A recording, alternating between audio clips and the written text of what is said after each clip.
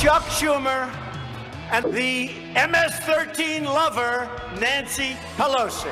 They're more interested in taking care of criminals than they are in taking care of you. Why do the Democrats not believe in the integrity of our borders, our laws, and protecting the American people? That's the question that needs to be asked. All signs point to a summit. We are just hours away from a crucial meeting between Secretary of State Mike Pompeo and a high-ranking North Korean official. According to a new Justice Department report, one of the nation's biggest drug makers, Purdue Pharma, makers of OxyContin, knew its opioids were being widely abused. Closer to war than ever, Israel sending that warning after Palestinian militants launched their heaviest attack in 4 years. We're not making apologies. We're not making excuses. We're respected again as a country.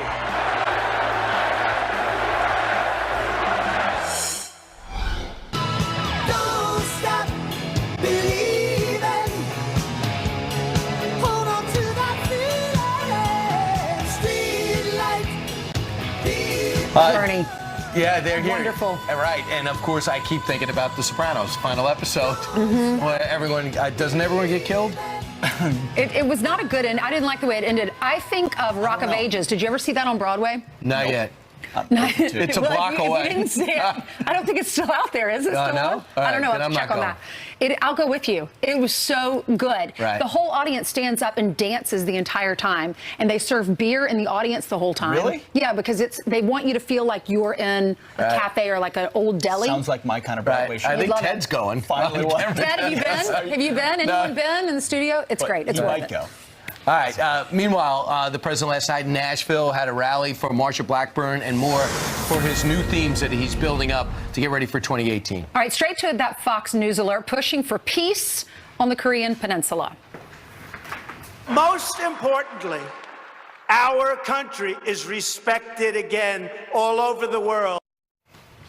Now, Secretary of State Mike Pompeo and a top North Korean official are set to meet in just a few hours about a potential summit. Griff Jenkins has the latest from our nation's capital. But Griff, guess what? I know you're jealous.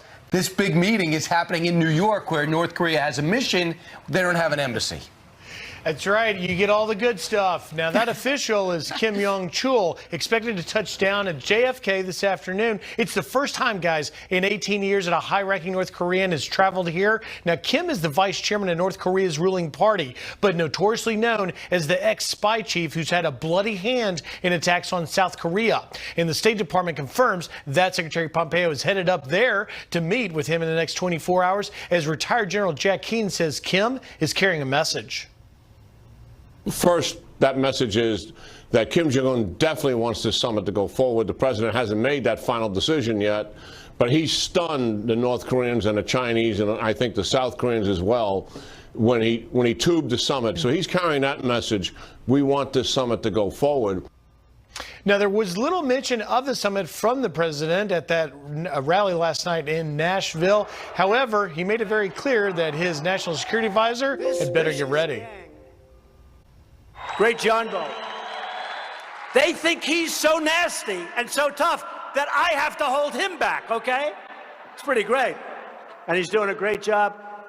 You better get some rest because we have some pretty good negotiations coming up.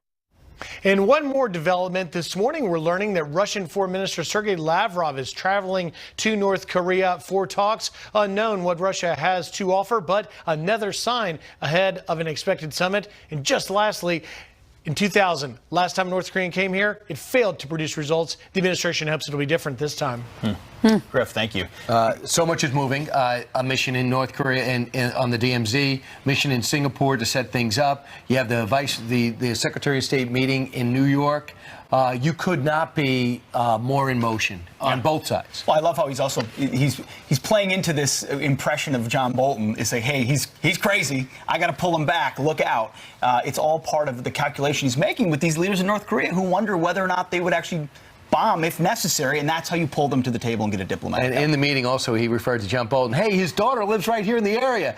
But Bolton's like, okay, thanks. Probably you don't want to tell everybody. Don't give out her Fantastic. All right, 4 minutes now after the top of the hour. The president was also building up some other themes yesterday, and it's not really swaying off the tact of saying that Nancy Pelosi and Chuck Schumer both called out the president for using the term animals when it comes to MS-13. The president was talking about the wall, said he got $1.6 billion for the wall, that folks in San Diego, they really want it. Listen to some other comments that he had last night.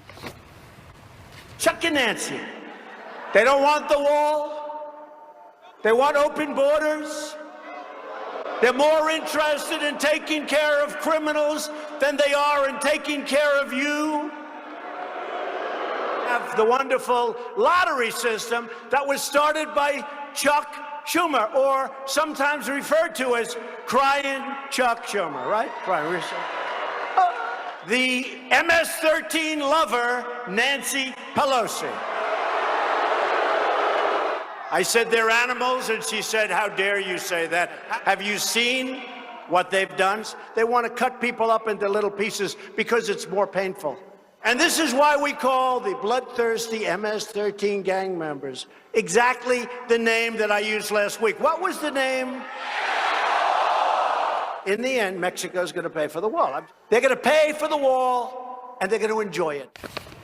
If you think he's backing down from the core themes that got him where he got, you've got Nancy Pelosi, MS-13 lover. He's drawing a massive contrast between his depiction of animals, her slight defense of, hey, they're humans with souls, and we shouldn't talk about them that way.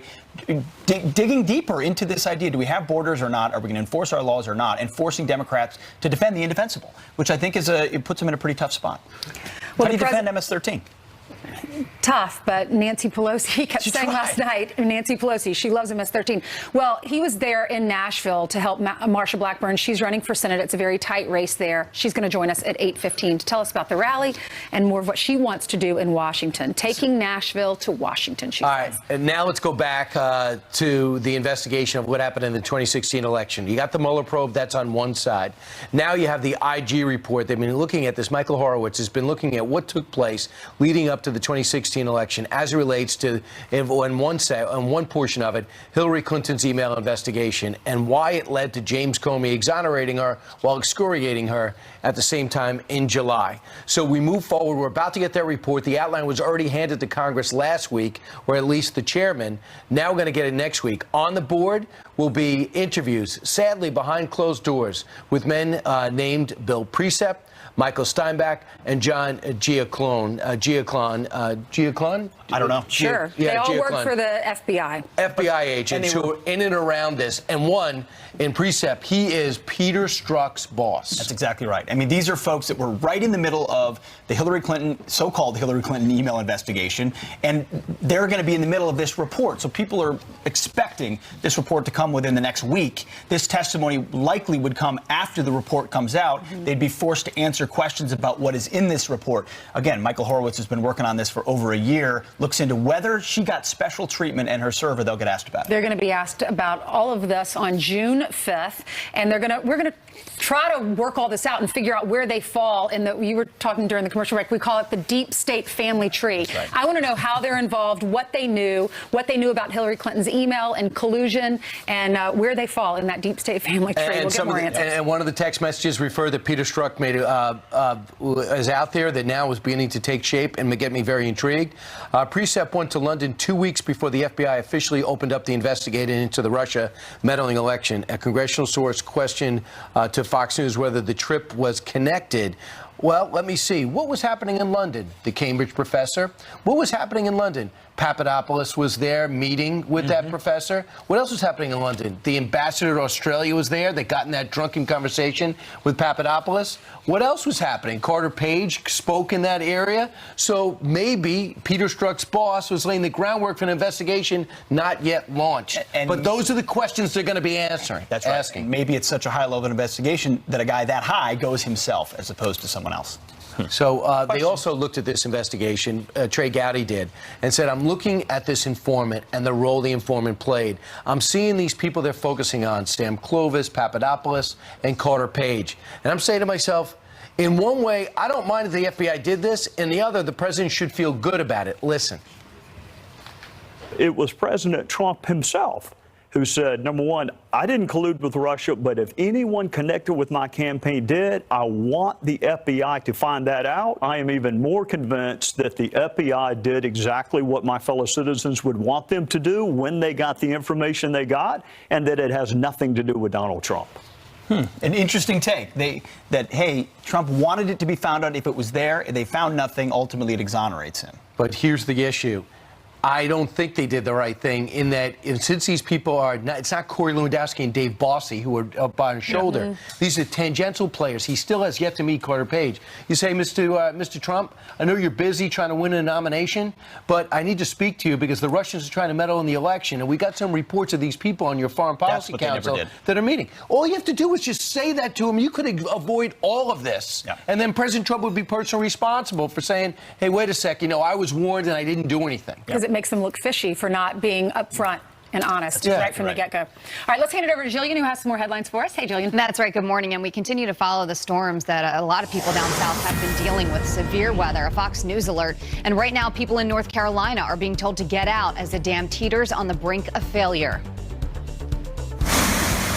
Extreme flooding. Downtown Old Fort, North Carolina. Flash flooding from historic rain causing water to spill over the walls of the Lake Tahoma Dam. And sad news out of Ellicott City, Maryland, where the body of missing guardsman Edison Herman has been found. He was swept away while trying to help rescue a woman in historic flooding there. Fast-moving and unstoppable destruction. Molten lava now engulfing crucial roads on Hawaii's Big Island, threatening to destroy more homes and businesses. There she blows. Well, that was a barrel of gasoline exploding as lava completely surrounds that home. The smoke and haze can now be seen all the way in Guam. That's 4,000 miles away. More than 71 homes have been destroyed and 2,000 people have been evacuated. Illegal immigration crackdown in one of America's most liberal sanctuary cities. Federal agents picking up more than 150 illegals over several raids in Chicago. ICE officers targeting immigrants whose criminal records made them eligible for deportation. The six-day sweep, part of a coordinated effort by immigration and Homeland Security officials. Hours after ABC canceled her show over a racist tweet, Roseanne Barr is back on Twitter apologizing, writing, quote, "Guys, I did something unforgivable, so do not defend me. It was 2 a.m. and I was ambient tweeting. It was Memorial Day too. I went too far and do not want it defended. It was egregious, indefensible. I made a mistake. I wish I hadn't, but don't defend it, please. Thank you." The comedian slammed for a joke aimed at former Obama aide Valerie Jarrett. The conservative charged sitcom reboot had seen record ratings prior to that. Guys. She says, don't defend me, and we can't defend her. Right. It was unacceptable. It was mean-spirited. And as a person of faith, I can forgive her because she asked for forgiveness, but there are consequences. You just feel And I bad think for everybody ABC on did the that right staff thing. now, right? Absolutely. Think about the African Americans that work for her and how they feel, A. B, think about her entire staff. Many of those people don't make a lot of money. And now their families, where are they going to go? They're out of work now. Yeah, you don't have to defend her comments. They're totally indefensible. They were wrong. But watching last night as well, the sanctimonious sort of elite Hollywood crowd mob descend on it reinforces the double standard the world we live in. I mean, ABC made a courageous call bringing in this show, but then they ran away from it when they had the first chance. I mean, folks on the left have said worse about Trump to almost no consequences. Doesn't defend what she had to say. It was terrible. But there's a double standard out there. All right, 13 minutes now after the hour. Coming up straight ahead, President Trump teasing a brand new health care plan at his Nashville rally. Can Congress get it done this time? I'm going to ask Majority Leader Kevin McCarthy that because he promised to come in today, and he's here in person. Hey. How are you?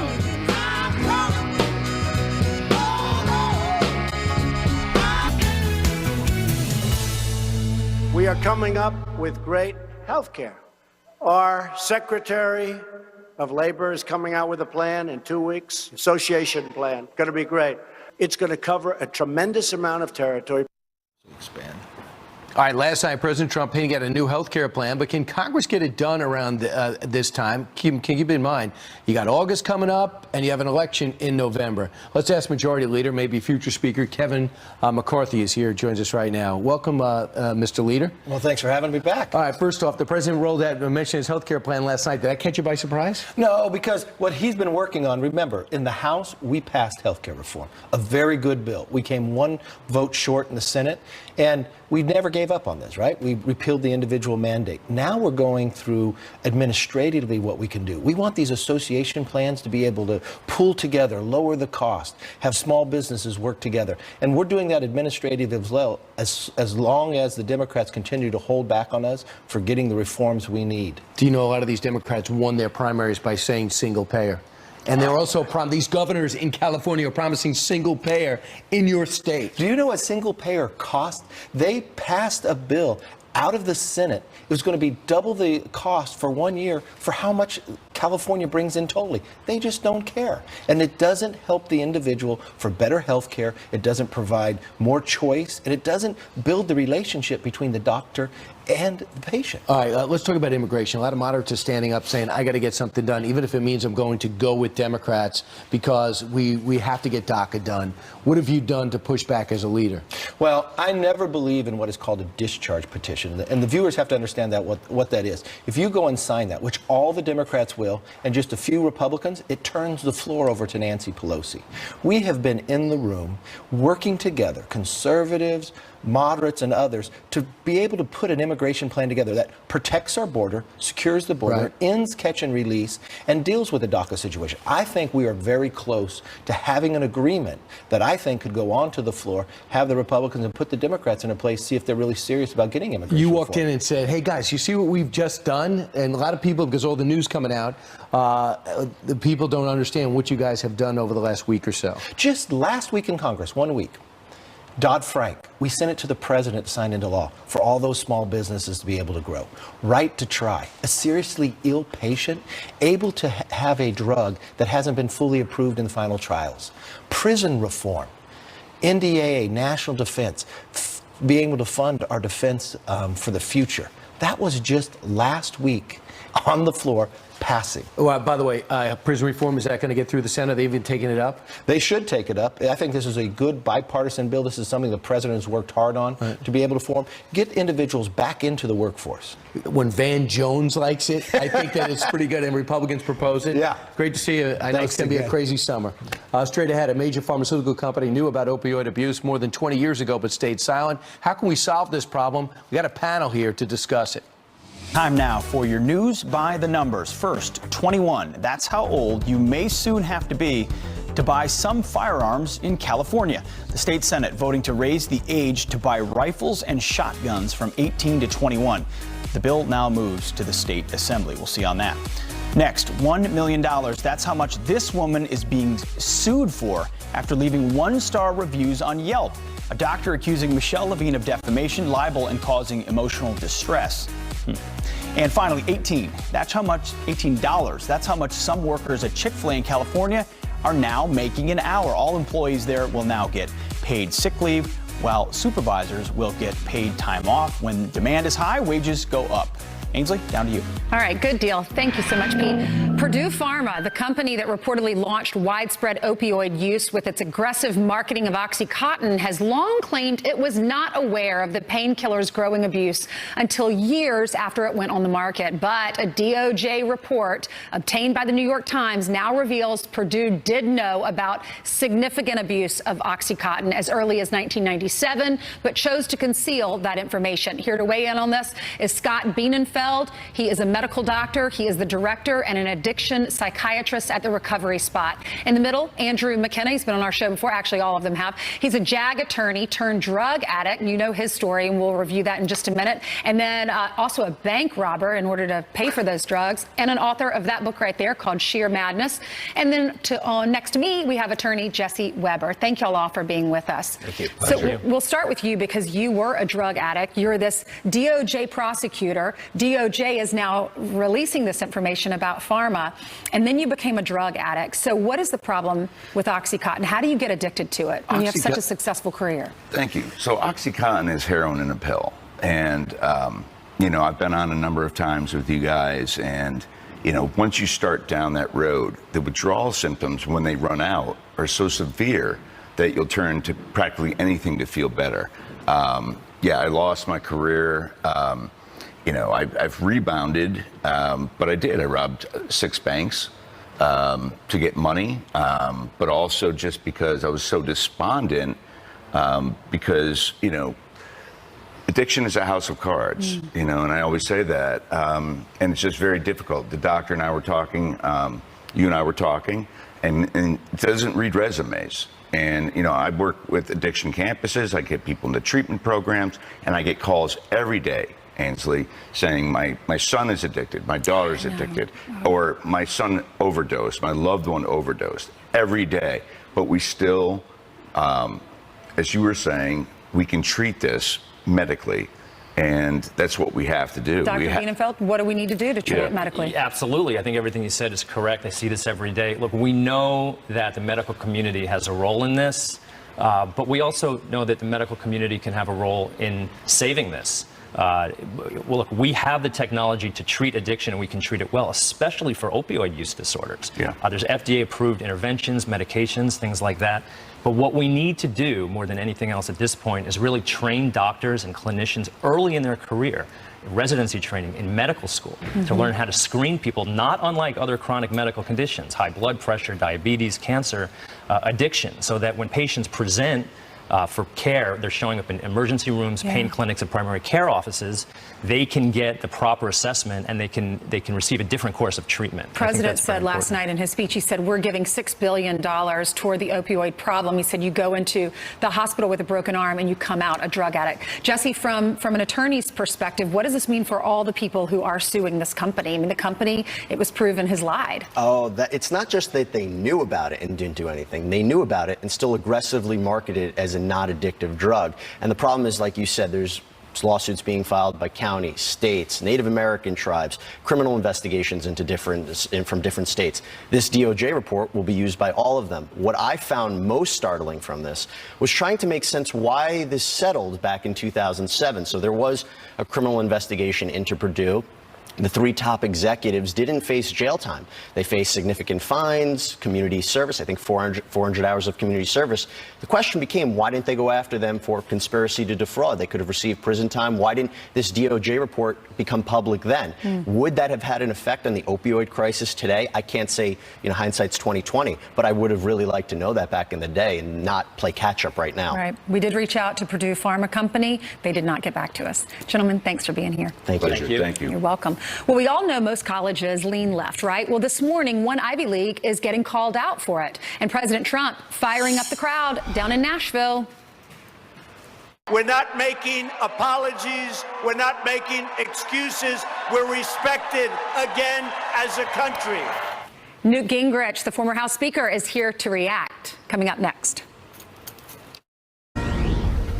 Welcome back to a Fox News alert. Tensions easing on the Gaza Strip following days of airstrikes. Weisraeli fighter jets striking dozens of militant targets overnight after Hamas-backed forces launched their heaviest attack in 4 years. All right, so we're making progress here. We're spinning our wheels. Connor Powell is live near the Israeli-Gaza border with the details on the apparent ceasefire. Connor, are we to believe this?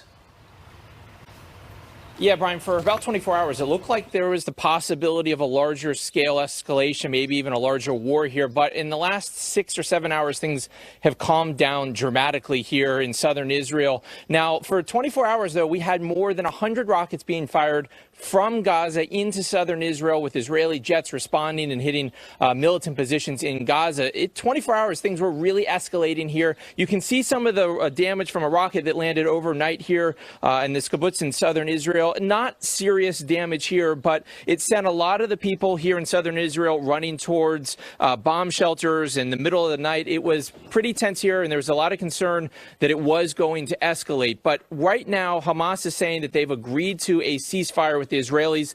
The Israelis are using a different term. They're calling it a calm, and they're saying that the calm will be met with further calm as well. So the Israelis not going so far as calling it a ceasefire, but things here are definitely calming down, and it does look right now that the violence of the last 24 hours is over. But given what we've seen the last couple months, Brian, it could easily flare up again. There are protests scheduled for June 5th, next Tuesday, which could escalate things once again. Wow. And then Israel making that statement, they're getting set for war, as usual on all sides. Connor Powell, thanks. Almost never over. I've been there. I've been to that location in Sderot in southern Israel. They're under constant threat of barrage of missiles. And when they say a protest on June 5th, watch that, because there's a lot of language that's used. We'll see if it's a protest or if Hamas is out there with weapons and agitating and trying to and create using an children as their bodyguards. All right. Meanwhile, 26 minutes before the top of the hour, Jillian, you have the latest news. Yes, I do. That's right. Good morning. Good morning to you at home. So take a look at this. A new mugshot just released of convicted murderer Scott Peterson. He is currently on death row for the California killing of his wife Lacey and their unborn son Connor back in 2002 on Christmas Eve.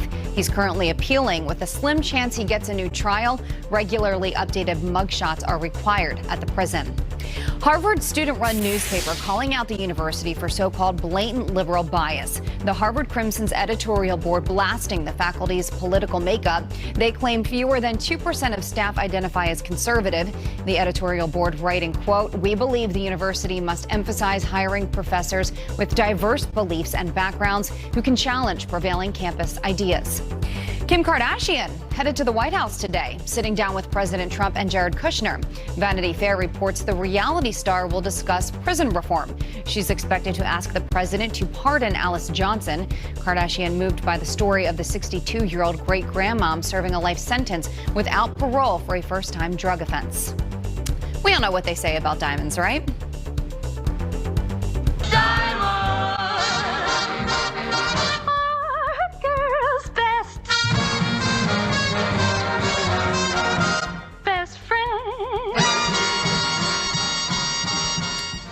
How about it? Diamonds may be a girl's best friend, but man-made rocks could shine brightest with young people. De Beers now working to sell cheaper, $800 per carat lab-made stones starting this fall. The industry expressing concern that millennials don't want to splurge on jewelry. Now that's what I'm talking about. The problem is, though, I know all men are like, yes. Millennials? How about everyone? The problem is that will you be able to tell the difference? Like, what if your boyfriend can't tell the says, difference or anyway. the fiance Like, says, does it I'm matter giving to you? Does it matter to you? Yes, because it's a lie. Yes, No, it's not. it It's still does a lie. matter. If you're going to give the cheaper stone to your girl when you propose, you got to tell her. Yeah. Right? All right, I got Or maybe don't. Yeah, show But her she the doesn't coupon. know. You go and get that appraised, though, and you find out That's that what I'm it's saying. Maybe they can't tell. It's cubic zirconium is a key to a woman's heart. I think that Said could be no true. one. Janice, weigh in here. Help us. Help us. No, I'm not weighing in at all. Ainsley, hashtag it's a lie. Right, exactly. Oh my God. That's no way to start off your relationship, right? It's the way to end it. Honesty is the best policy. That's always what I say. Listen, let's talk to some folks. Hi, where are you from? Montana. And where's your family? In bed. Oh, they're so smart. Do you want to say hi to anybody? Oh, hi to Mom and Will. Oh, nice. And where are you guys from? New Orleans. And give me your names. Joe and Sharon McMahon. And you want to say hi to anybody real quick? Sure. Mom and Dad and brothers, sisters. I like it. All right, let's say hi to everybody at home and let's take a look at the maps. We've got a little bit of mist here in the New York City area, 65 degrees, 71 in Houston, and it's going to be hot across the south. This is what remains of Alberto moving up towards the Tennessee and the Ohio River Valley. A lot of rain still in Florida. We're going to see those lingering showers across the eastern third of the country for the next couple of days. There's your forecast. Going to be hot down south, and we could see the potential for some severe storms across the Rockies. All right, want to say hi? Give everybody a wave. Back inside. It's not a lie, Janice. It's genius. You just can't go too big with the diamond. Oh, you're still talking about that? You go too big. Janice, it's all the obvious guys it's in not here are real. calculating how much it would be to get a 4-carat ring. But then they'd be like, you don't have money for a 4-carat ring. It's got to be not real. I don't know. Let us know. Email us, friends@foxnews.com. President Trump firing up the crowd in Nashville. We're not making apologies. We're not making excuses. We're respected again as a country. Speaker Newt Gingrich with what that means going forward with North Korea. That's next. Right, he's got a brand new book. Plus, one university teaming up with Folds of Honor to give free tuition to the families of fallen heroes. The university's president, who's a veteran, will join us live.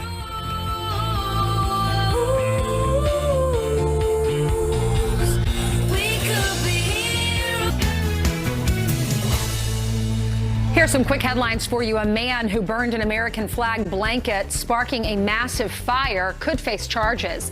The blaze happening on a field in Washington state, scorching 5 acres of land. Firefighters posted on social media, quote, "No matter your political views, we think it's safe to say we can all agree starting a wildfire is no good." And Tesla is under fire again after another incident involving a self-driving vehicle, this time a car on autopilot crashing into a parked police SUV in California. Tesla saying it is each driver's responsibility to keep their hands on the wheel. There have been 2 other Tesla autopilot crashes this year, including one in California that killed a driver. I will never be ready for a driverless car. Mark this day, ever. I agree. If no one's driving, I'm not getting in. How can you trust it? Yeah, absolutely not. When I knew I had to say that story, I knew you were going to weigh in on this because Really? he can't stand the self-driving cars. Right. It puts drivers out of business. For more on this, let's go to driving expert Newt Gingrich, Fox News contributor, former Speaker of the House, and author of a brand new book. It's coming out soon, June 5th, actually. It calls Trump's America. Newt, would you ever get in a driverless car? Oh, sure. In fact, I went out 2 years ago with my team, and we rode around in Google's driverless car, and it was fascinating. Did you survive? The statistics. Well, look, statistically, they're safer than drivers. I mean, if you're out late at night and your choice coming out of the bar is your cousin who's had 5 drinks too many, Good point. or a driverless car, take the driverless car. Good It's point. safer. What about a skateboard? You know, I mean, you don't necessarily. Those are the only 2 choices. All right, Mr. Speaker, let's talk about last night at the rally in Nashville. The president was saying that our country is now respected again because of the high-stakes negotiations with North Korea. How do you feel? Well, I think, first of all, we are really gaining momentum, and the report by the Atlanta Fed Reserve that we might be at 4.1% economic growth this quarter. When you look at the problems in Europe and in Japan and elsewhere, having America back with job creation, having us back with exploration in space, having us rebuilding our military, all those things give us muscle in the international arena. And I think the firm toughness, actually, I thought Secretary of State Pompeo's speech about Iran was equally aimed at North Korea. It's a very tough speech, and says to the Iranians, here are the bad things that can happen to you if you don't fall in line. Well, in a sense, if you're Kim Jong-un and you're looking at that speech, you're thinking, oh, yeah, and that could apply to me, too. So I think the president so far has basically done a pretty good job. Look, it's a zigzag. The North Koreans for years lied to everybody, got a deal, took the money, and then broke their word. Now they're up against the president who's saying, look, we're going to keep all the sanctions on until we can verify that you're doing the things that need to be done.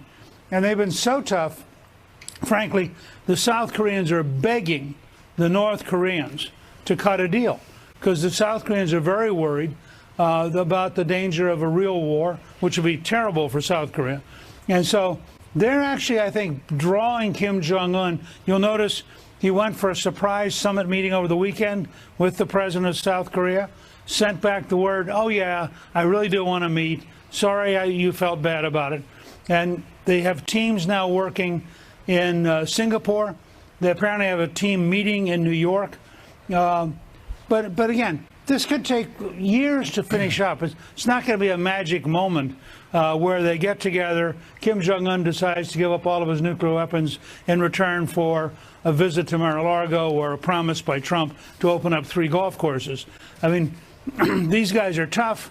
They've spent 3 generations going through terrible circumstances to try to build these weapons, and it's going to be pretty tough getting them to give them up. So this is so if June 12th happens, it's only going to be the start. They're not going to walk out with a deal. And I think that's always been the mindset should be the mindset going in, correct? That's right. The mindset ought to be we keep every sanction on, and we might even start toughening them unless they're being reasonable. And we measure reasonable. Reagan used to say, an old Russian proverb, trust but verify. These guys have such a terrible record. I think the phrase is mistrust and verify, verify, verify, because you just have to assume that their track record is such they're going to try to get out of doing anything real. No, you're right. Well, the president pursuing that overseas, but he's been under siege here at home, as you know. And as you often do, you've dissected what he's facing in the Mueller probe. You say it's not one scandal, it's actually 5 scandals. Dissect that for us, will you? Yeah, I actually wrote a piece, a newsletter, both for Gingrich Productions, and we posted it at foxnews.com, saying that the challenge you've got is you originally have the Clinton scandals going all the way back to cattle futures in 1978 when she made $98,000 on a $1,000 investment, which is clearly just called fraud. But the Clintons have had scandals their whole career. Then you have the scandal of the establishment, the deep state, covering up for the Clintons, offering immunity to, imagine, this guy bleach bits the computer so they give him immunity. They don't charge either of her top staff people. I mean, look at how they treat the Trump people. Look at how they treated the Hillary Clinton people. Then third, you have the scandal of a totally false, and we're now learning, very long Obama administration effort to destroy Trump through a variety of investigations. And I'm convinced it goes up to Valerie Jarrett and to President Obama. You